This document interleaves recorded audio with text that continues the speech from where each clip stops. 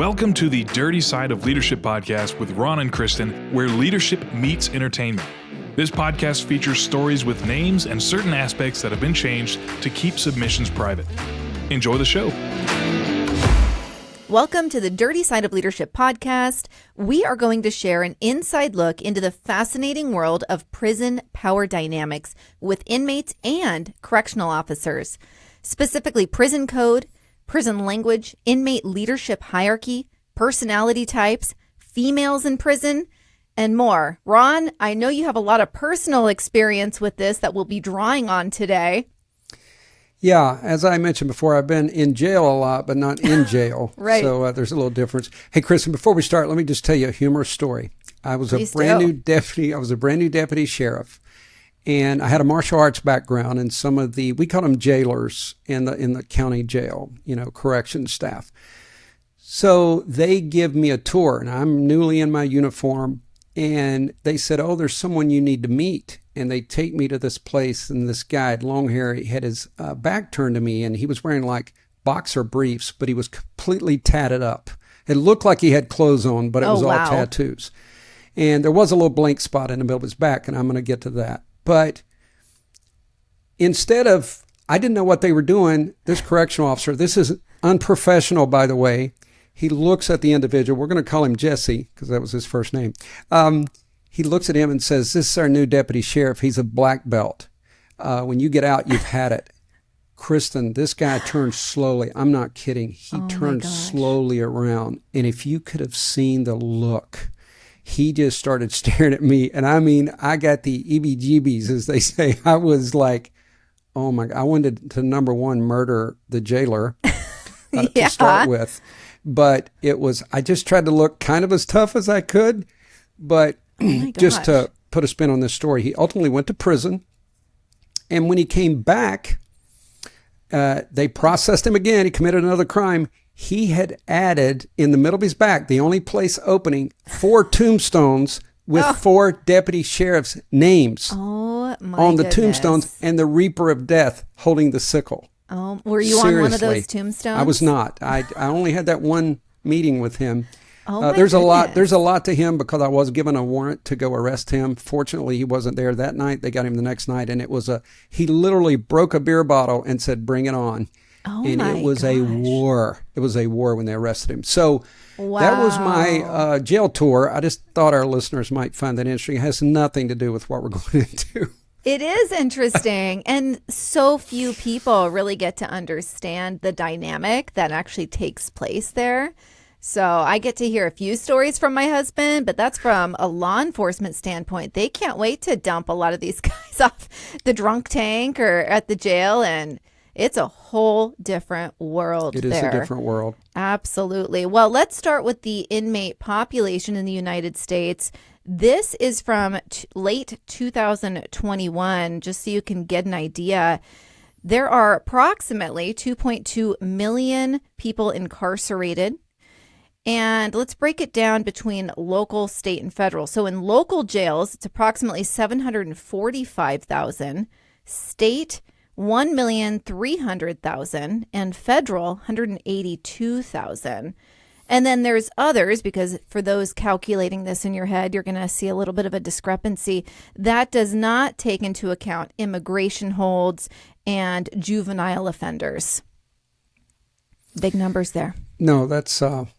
Kristin, here's the interesting part, and we'll talk a little bit about this. We won't get too political, but in my years of experience, and I serve on a board, I think the problem happens, there's the lock 'em up group, and then there's the release 'em group. Right. And there's got to be a midpoint, and the taxpayers are paying for everything that we'll talk about, or a lot of what we talk about.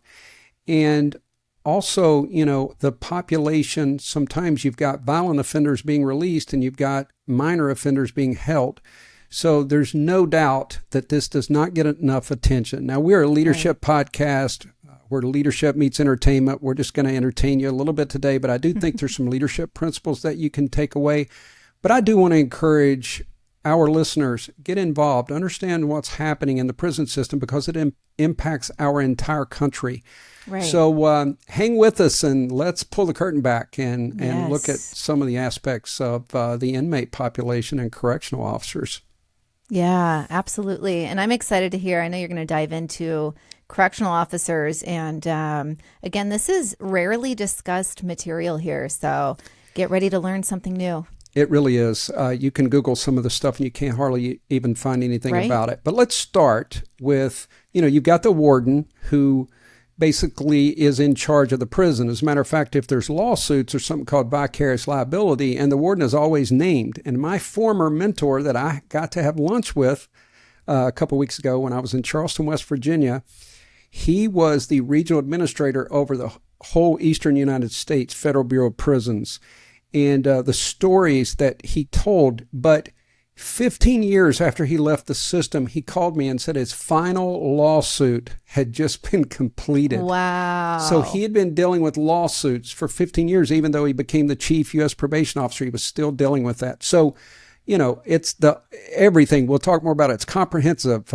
And there's so many issues. But let's start with correctional officers who are under the direction of the prison warden.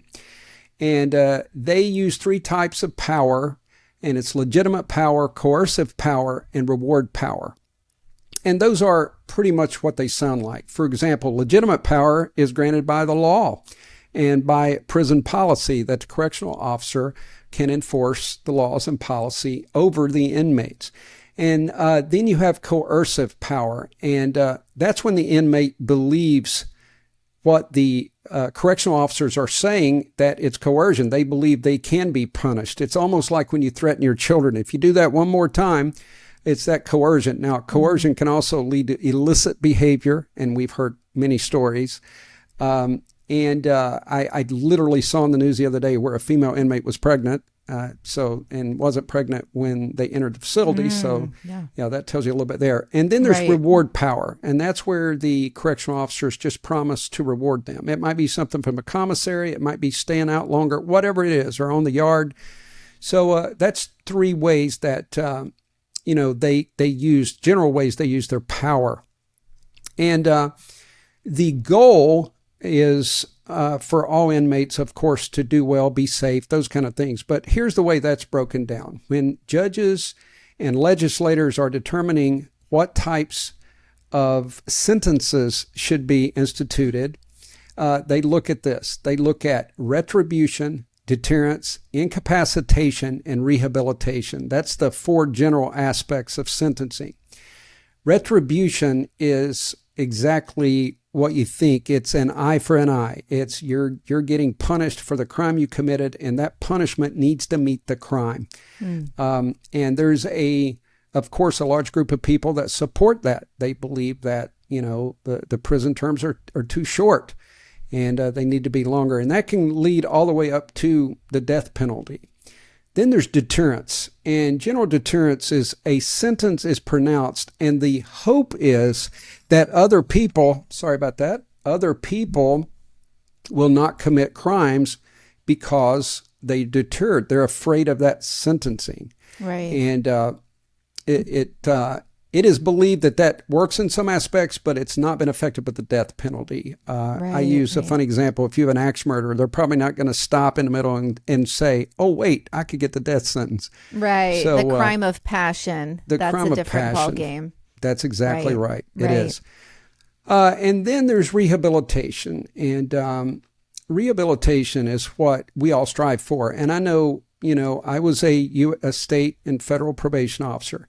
And I can tell you that everyone was working to help people get rehabilitated, to help them change their thinking. We used to call ourselves agents of change. And we use cognitive-based approach to help people who get released from prisons to live productive lives. Of course, the courts want that. The prosecutors want that.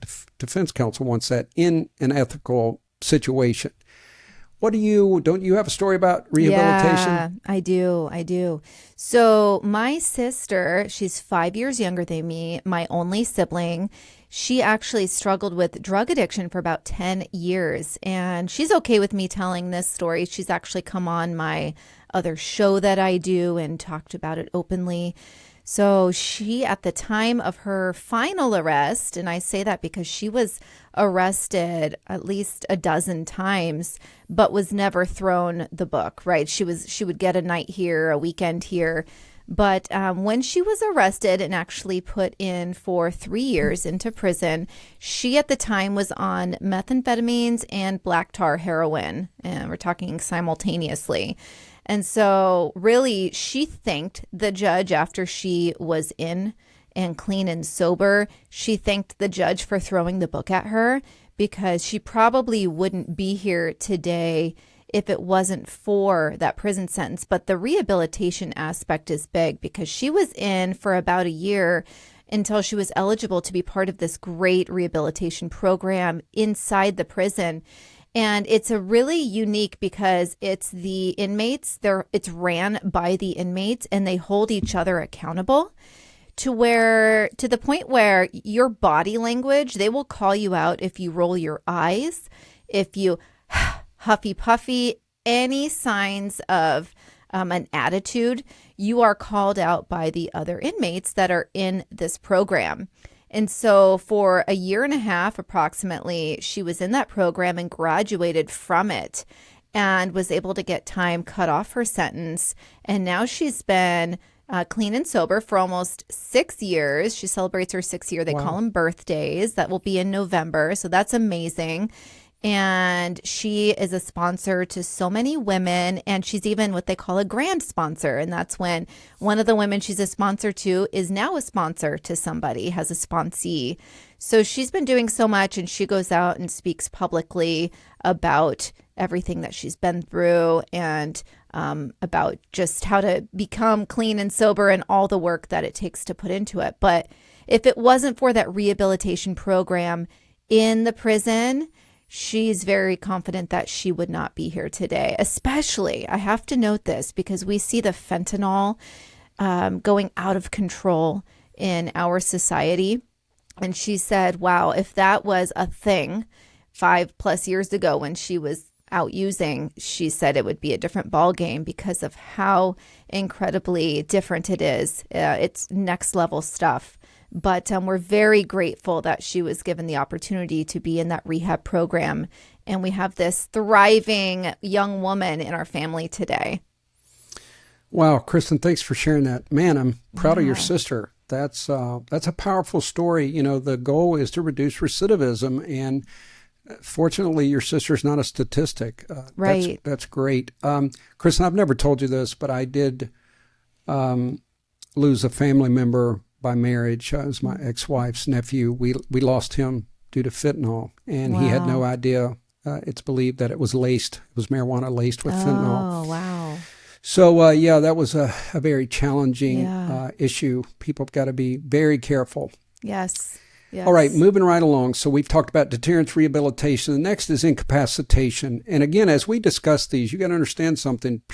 There are people who are strong proponents and of particular sentencing types, and then there's other people that are against it. And incapacitation literally means you're removing a person from society, and that can also lead up to the death penalty.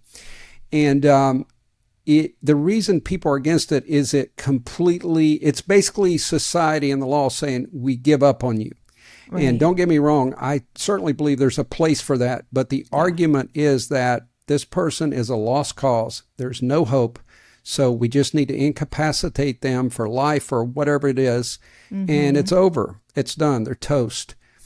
Then this one is very interesting, Kristin. You're going to like this, and it's restoration. Some people call it restorative justice. And restorative justice, in that situation, the person that's been charged, the victim, the prosecutor, and defense attorney, they all agree, and the judge approves it, that they go through this restorative process. And in a lot of these cases, the victim gets to talk to the offender and explain how this impacted them and their family or their livelihood. And there have been some positive reports of that where inmates really felt bad about what they did. Right. And but you and I in other episodes have talked about narcissism, psychopaths, sociopaths. And as you can imagine, if someone has a personality characteristic like that or a disorder, that's not going to work. And I had to learn something, Kristin, is that, man, there are some people who've been in prison, they could win Academy Awards. I mean, they can make you feel like they have changed their ways and they're doing great things, but in fact, they're really not. But what's your thoughts? And let me tell you one other one. When this was first being experimented with, there was people who had shoplifted, had to stand outside the same store they shoplifted from wearing a big sign that said, "I stole from this store." They had to stand there all day. So what's your thoughts on restorative justice? I've seen moms do that on like TikTok when their kid took a candy bar or something and they go stick them in front of the store with a sign on them. And I'm like, wow, is this okay? But okay, so it made me think of, I love mixed martial arts. And so recently I watched Conor McGregor's Netflix series. And in one of the first episodes, it showed he had attacked his opponent's bus and broken windows out, and he did get arrested. And part of his sentencing was community service. And so he was working in a church, and it shows him cleaning the pews. And the cool part was you see him interacting with church staff and church goers. And then they interview him after, and he talks about how it really was a life changer for him to really take him out of his self-centered life and put him into this different environment and to connect with level-headed, regular people. It did work, it seemed, at least from what they showed in the interview. Have you seen that Netflix series? Kristin, I just watched that. I watched it last week, and I figured you might have, because you love MMA too. I love MMA, and that's Khabib you're talking about. There was a long conflict that was developing, and Khabib being Russian and Conor being Irish. It was, man, that was a huge, huge fight. Yes. The steps that led up to that. But you're right. I do believe that Conor was moved. I don't know if it's long lasting, but I do believe he was moved in that moment. I thought, how cool is that he's in a church and he's reading some of the ancient writings, and it was very cool. It was. I mean, did he really think he had a chance against a kid that grew up wrestling bears? I don't know, but... Well, yeah, you got to understand the warrior mindset. They all think they're going to win. And I do believe Conor thought he would beat him. And that's a warrior mindset. It's on another level. And I will tell you, even when I was competing, Kristin, I had an instructor. We trained the old Japanese way, and we were convinced. We would start off with a strong kia from the diaphragm. When we would start, when they would say achime, we would say ai real loud, and it was on.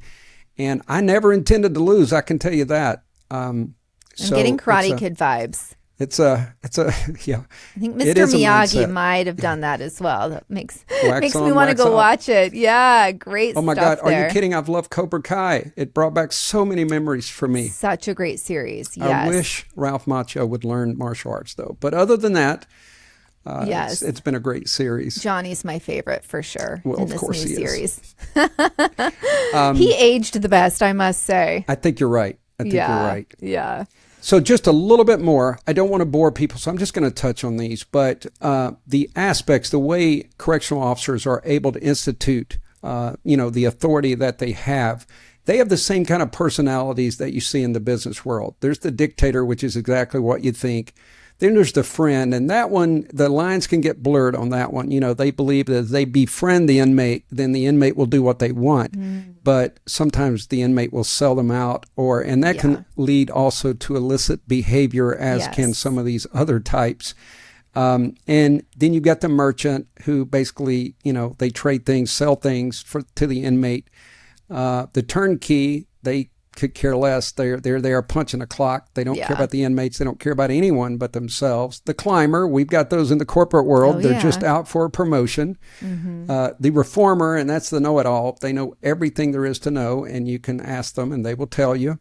I've seen a few of those in the work world. The do-gooder, that's the legitimate person that goes in with that compassionate attitude. They believe they can change the world. They usually get tainted after a while, but they do want to persuade people and help them convert and rehabilitate. And then there is the problem correctional officer. And in my career, Kristin, I've seen some really heinous things come out from correctional officers selling drugs, Right. exchanging sexual favors, covering up crimes, giving into. Here's the thing that people don't realize, Kristin, is let's say someone is in a gang, and we'll talk about the gangbangers, but there's people in a gang. Think about this. You're making, let's say, $50,000 a year, and that may be high in some states. And you've got actual gang members, Crips, Bloods, Hells Angels, whatever. All their buddies are out. They're out on the streets, and they could potentially find you. Right. So correctional officers have to deal with a lot of dynamics. There's all these moving parts every day. And I think a lot of times they are overworked and underappreciated. And that's just a side note. But imagine that you had to worry about the safety of your family. And it's not frequent, but it's not impossible that there might be retaliation or something like that. So that's also something that most people never talk about. Are some of the threats. What do you think about some of those? The dictator, the merchant, the turnkey, like reformer. Oh my gosh. Do you see that in the business world? Absolutely. And Dog the Bounty Hunter is definitely the do-gooder. I don't know if you remember that show, but everybody knows Dog, Kristin. Everyone knows Dog. So as soon as he would get him in the car, then he was like turning their life around or attempting to. And I always wondered, I'm like, I wonder if anyone ever truly turned it around. But he did try, at least when the cameras were on. He was working on that. But absolutely, I've witnessed almost every single one of these in the business world. When we were in law enforcement, for some reason, law enforcement don't really like bounty hunters. They feel like a lot of them are wannabe cops. Like security guards here. Yeah, same thing. Oh my gosh, yes. I'm not trying to disparage anyone, but when Dog would put on his leather gloves and they would shoot their pellet guns at people and stuff, it was really funny for me. A little hokey. But he was such a caricature that I did enjoy watching it, I have to admit. Like it was interesting to watch him. But that was a dynamic that always played out. Law enforcement did not like bounty hunters. Yeah, no, I know. Well, it is the same. We do see the same here with security guards because a lot of them did try to become police officers and didn't make it for psych eval or one reason or another. But then any opportunity they get, they can't wait to get in on some action. That's right. Which can be messy. So you got to be really careful with that dynamic. All right, let's discuss the prison code. Oh, yes. Super interesting. Let's do. All right. I did a little bit of research, and you can school me on this, Ron. But the elements of the prison code that I found were 1, do not interfere with the interests of other inmates. Do not quarrel with other inmates. And that is different than physical altercations. Do not exploit other inmates. Do not whine. Be tough. Be a man. Do not trust the guards or staff, and remember that prison officials are wrong and inmates are right. How'd I do with my research? Wow, that was good, Kristin. All right. Let me jump in on a couple of those. Please. Especially when you said do not quarrel, and you're right, that's not talking about fights. Here's what people don't understand. Are they saying you can't ever disagree with another inmate? No, they don't want to hear you arguing and whining. Either fight it out, shank it out, do something, but you're not going to sit there and argue. And I think that's interesting. But also, do not exploit other inmates. Inmates get exploited all the time. That's a general rule. But if someone's really violent, they're going to exploit inmates and no one's going to say anything. But I can tell you this, the last thing that you said, do not trust the guards and the inmates always right. Man, they live by that one. They never trust the guards. And the inmate's right and the guard is wrong. And if someone is a narc or a rat, as they call it, there's going to be repercussions, that's for sure. You can't break the prison code. I can imagine. Absolutely. So we're going to talk about inmate types. And I know, Ron, you're going to break these down, but I'm really excited for this one because the dynamic is so unique. I'm itching to get into this. So you've got societal laws, and then you've got prison laws. And They vary, and they're not exactly the same by any stretch. Now, I'm not going to cover all these because some of them are very self-explanatory. Right. But you have like the real man, the mean dude, the bully, the agitator. But the real man, Kristin, What does that mean to you? The real man. To me, when I think of a real man, I think of chivalry, but I can't imagine that exists in prison. Kristin, I thought for sure you would say my name, but hey. So yeah, it's not chivalry. But No. Here's the thing about prison life is it's more antiquated. They're looking at kind of a 70s, the Marlboro man. A real man is a real man. Their definition of a man: tough, muscular, burly. The mean dude, the bully, are exactly what you think. And a bully, of course, will always look for its prey and look for weaker inmates. The agitator, I've been told by correctional officers, that's almost their least favorite, because that's that person, that kind of cowardice, but they're always agitated. They're always creating a problem. Little weasel. Yeah, and Lord knows there are people in every organization, and if you're listening, you probably have a name running through your brain right now of the agitator. Then you've got, the hedonist, and the hedonist, but only because it's a unique word we don't hear much now. They live in the now. They don't care about anything. That's why they're called a hedonist. They don't care about the inmates. They don't care about the other correctional officers. They punch a clock. Then you got the opportunists trying to get, promoted, the retreatist, and those are difficult for wardens and others to deal with. They just want to be left alone. They don't want conflict, all that stuff. Now, this next one, the legalist, Chris and I had issues with this because I prepared the federal pre-sentence investigations and state when I was a state probation officer. And these sentencing guidelines are very complex. So, for example, if someone is a drug dealer and you find out they were giving direction or they were leading 5 or more people, you can give them an enhancement. Now, this is after they've pled guilty, and this is the sentencing phase. So this report is, again, very detailed, and the judge uses the report to pronounce an appropriate sentence. Mm-hmm. So you might add the fact that they were a kingpin. You might add the fact there was a gun found in the car, so you give them a gun enhancement. Their criminal history comes into play. So there's all these dynamics, and I can remember sitting in court, Kristin, on like a 2-day sentencing because the attorneys objected, like defense attorney objected to my report. A lot of times the U.S. attorney would be in support of the report, but not always, because we're in between. We represent the court, not either the Justice Department or defense. But I've sat in sentencings before with an offender sitting at the table, staring at me, almost growling at me the entire time. And occasionally I would give him a look just to let him know I'm not intimidated by you, but I can't sit there like an idiot. I try to be professional.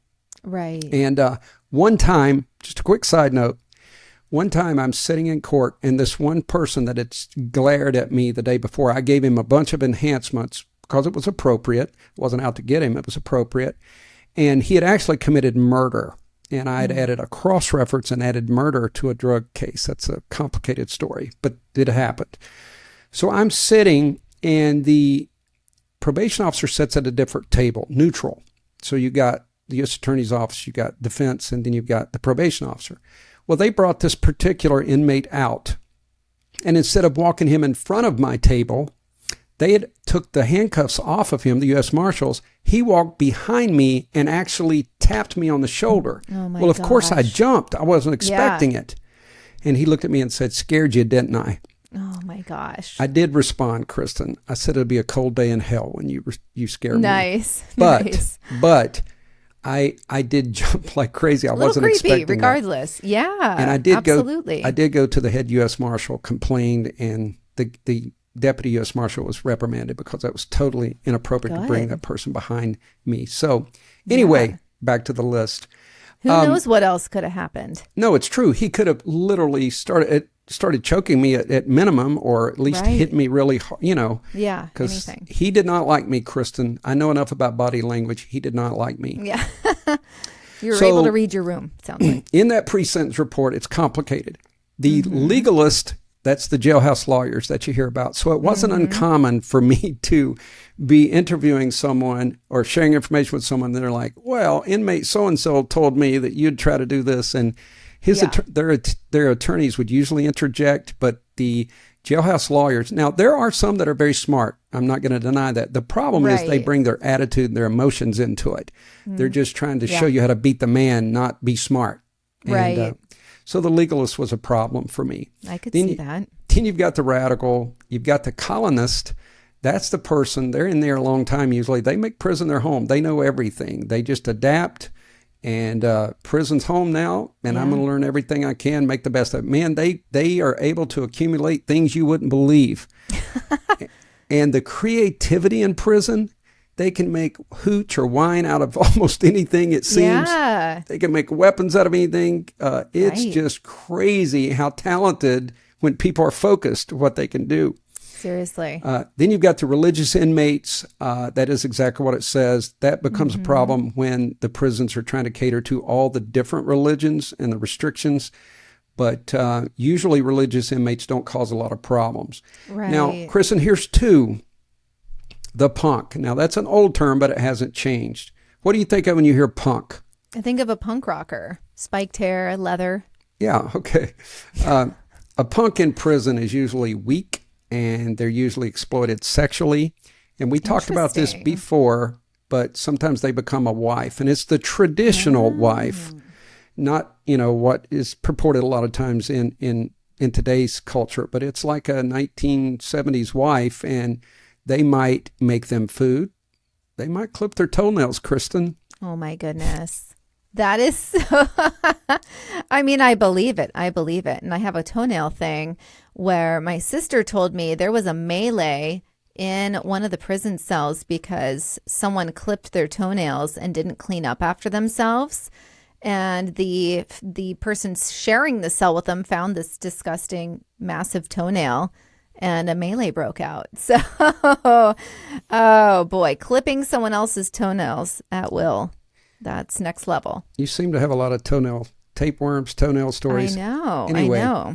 So the punk is misery. It really is. And by the way, those inmates, when they get released, don't think they're normal and they can just go right back into culture. They're doing all of these things to try to survive. And then you have the gangbanger. I already mentioned that. But if you are already in a gang before you come in, you're going to honor your code, the street code. Right. You're going to bring that in. But a lot of times, for protection and other reasons, people form gangs inside the prison, a unique gang, and they develop their own rules and regulations and so forth. But it's worth mentioning, Kristin, that prisons are very racially divided.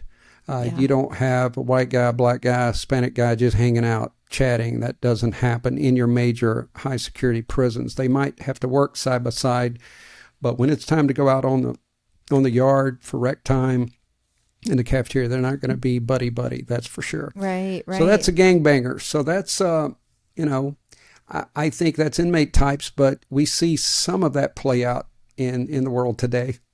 Yeah. Oh, absolutely. The dynamic is so interesting, and it sounds like they need your diversity training module that you've created. I think so. Good plug. Let's go ahead. Yeah, you're welcome. What's it called? I know harmony's in there. Culture, harmony, and celebration. I love it. All right, Ron, let's briefly discuss some aspects of women in prison, because it is very different. Why they go in is generally quite different than men and their experience. So it's worth noting that 60% of women in local jails have not been convicted of a crime and are awaiting trial. Now you ask yourself why, I'm sure. Generally, women don't have the funds to make bail, unlike men. Thought that was really interesting. Jail is especially deadly for women, as women have a higher mortality rate than men in jails. They're generally dying of drug and alcohol intoxication, actually twice the rate of men. And women commit suicide at higher rates than men in jail, actually 65% higher.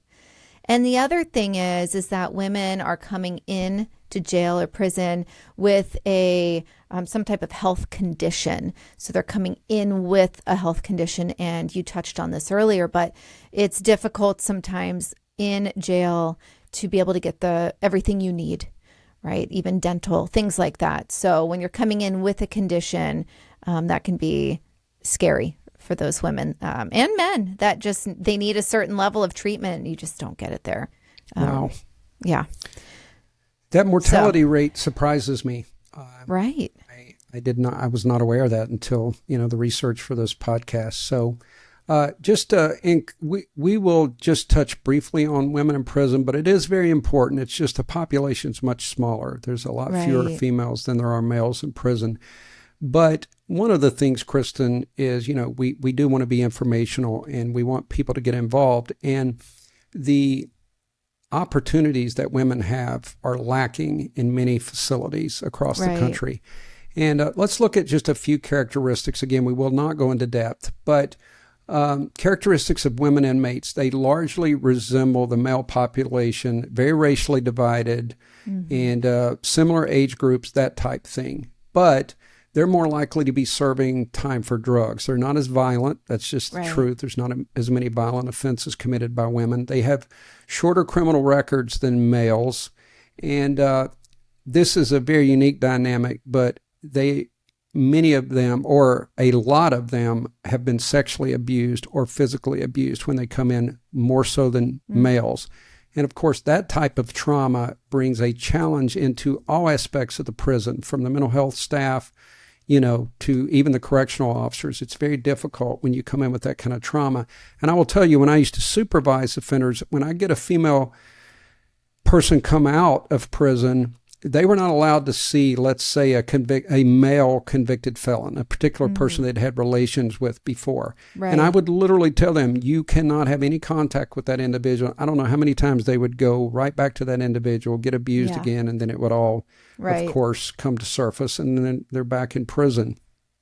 So anyway, just a few other things. These are the female inmate roles. You have the cool inmate. They have a previous criminal record, which you got to have street cred. That makes you a lot cooler in prison. And these people, the cool inmates, they don't really cause trouble. They know how to navigate in there. They're not looking for trouble. They're serving their time. Now, you got the square inmate. Again, some of these terms come out of the 60s. Someone's a square. But that's someone that doesn't have a prison record and they don't know how to navigate prison. They're inexperienced. And then they try to bring their social norms with them. And that doesn't work. Tradition doesn't work in prison. You got to adopt the inmate code, not the social norms that you brought from the street.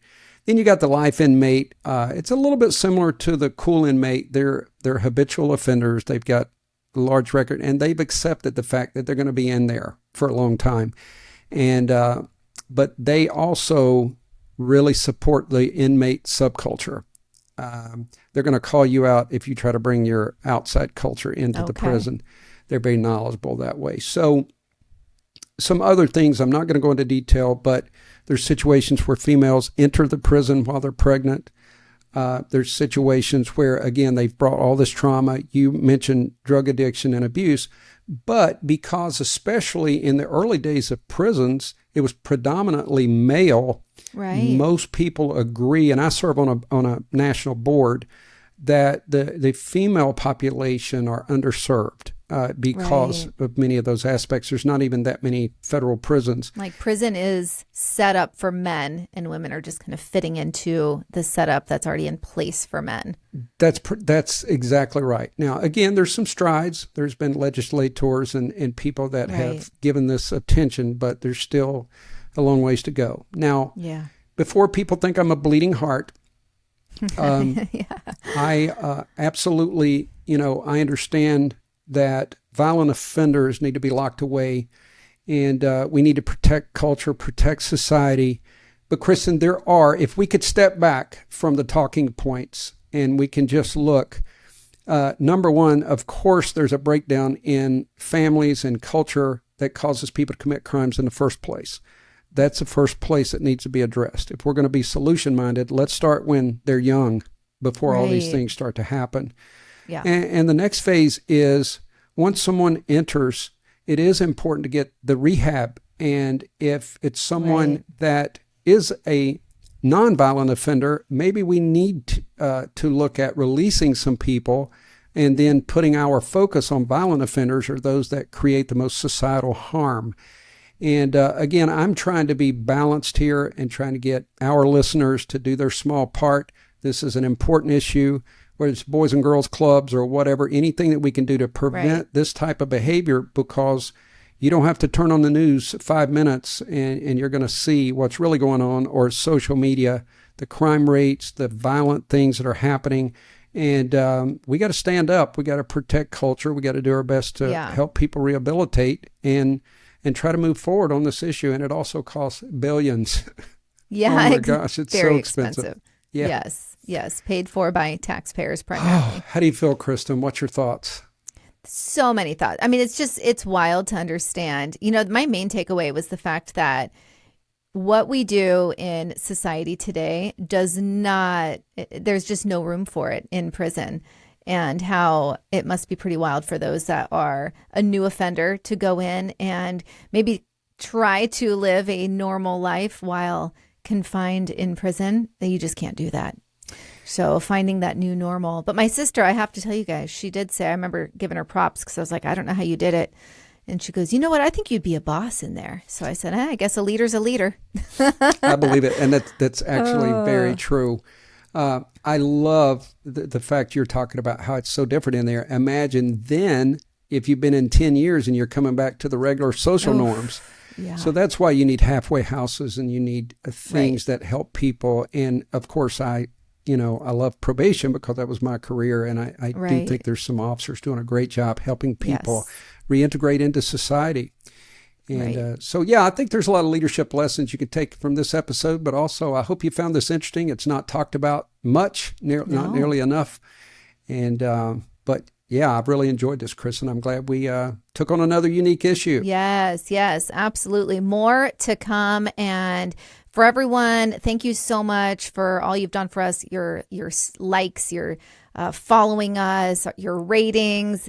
It's taking us far, and we really appreciate it. And please continue to share our podcast with family, friends, neighbors, and interact with us. We're always open to suggestions on topics to discuss. And actually, our next episode is going to be based on a submission for a topic that one of our listeners wants to hear us hash out. So We listen to you. We do. All right. Be the leader you're meant to be. We'll see you next week.